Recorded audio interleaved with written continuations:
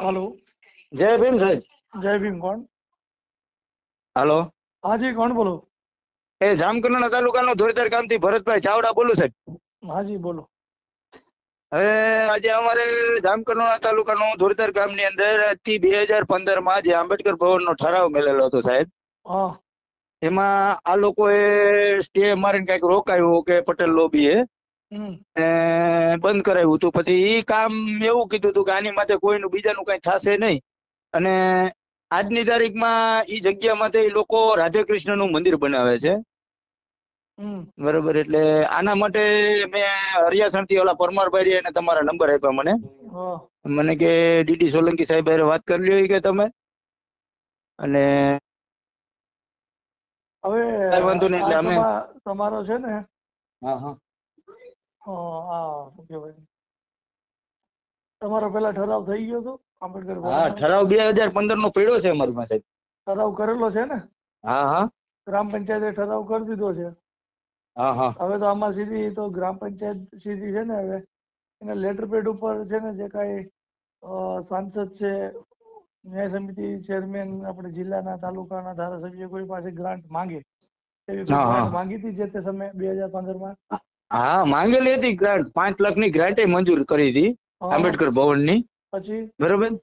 પછી એમાં શું છે સાહેબ કે ઈ લોકોએ વાંધા અરજી મેલી કાંઈક, અને કામ ઈ લોકો કે આ પ્લોટ ન મળે, તમારે બનાવવો હોય તો ગમે ત્યાં બીજે બનાવો એમ, બરોબર। એમને પછી ઠરાવ કરી નાખ્યો, ગ્રાન્ટ મળી ગઈ, હા પછી કેમ ના મળે?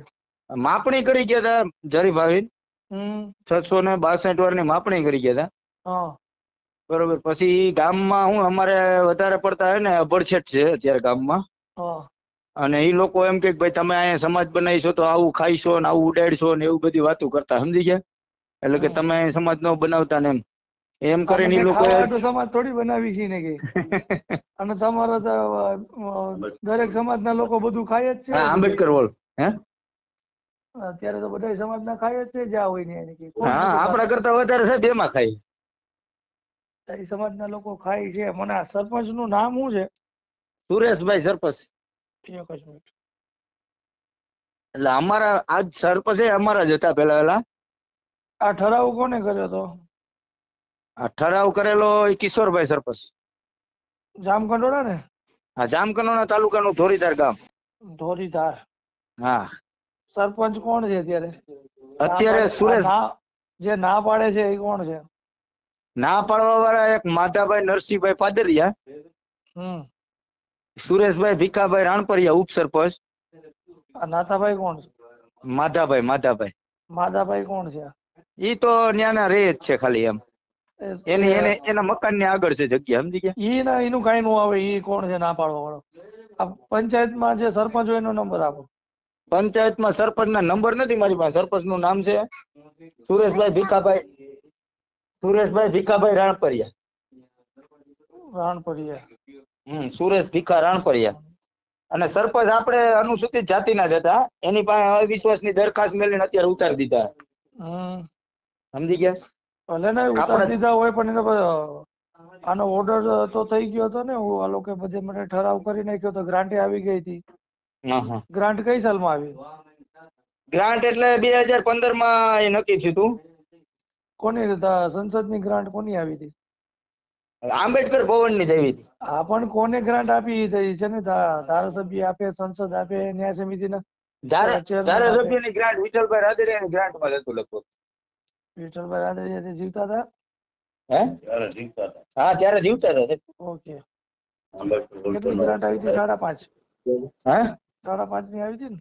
હા 5 સાડા 5 ની કેતા હતા કે 5 સાડા 5 લાખ ની ગ્રાન્ટ આવી। 5 ની સાડા 5 ની આવે, 5 ની લગભગ આવે। તો મને આ સરપંચ છે જે સુરેશભાઈ જે સરપંચ છે ને રાણપરિયા, એનો મને એક ખાસ એનો નંબર ગોતી દો, અને તમે એવું લાગે ને તો પોલીસ સ્ટેશનમાં એક અરજી આપી દો આ લોકોના વિરુદ્ધમાં, જેટલા લોકો રહ્યા ને કે તમારી પાસે ઠરાવ તો હશે કોપી? બધી અરજી બધી કરી અત્યારે। હા પોલીસ સ્ટેશનમાં એટ્રોસિટીની ફરિયાદ આપી દો કે અમારો આંબેડકર ભવનની ઠરાવ થઈ ગયો છે અને ગ્રાન્ટ પણ આવી ગઈ છે, તોય છતાં આ લોકો જાતિવાદ રાખી, બરોબર, અને આ નામંજૂર કરાવે છે, હા, અને આવો વિરોધ કરે ધમકી આપે છે એવું એક પોલીસ સ્ટેશનમાં અરજી આપી છે સારા વકીલ પાસે લખાવી. એટલે પોલીસમાં બોલાવશે. અને ખાસ મને આનો સરપંચનો નંબર આપો ને. એક મંત્રી કોણ છે તમારો તલાટી મંત્રી? મંત્રી સાહેબ છે આપણે રાજકોટના છે, દરબાર છે કોક. એના નંબર હમણાં ગોતીને તમને સરપંચના મંત્રીના બેના નંબર નાખું. નામ નંબર મને મોકલાવો આમાં. ઓકે ઓકે સાહેબ.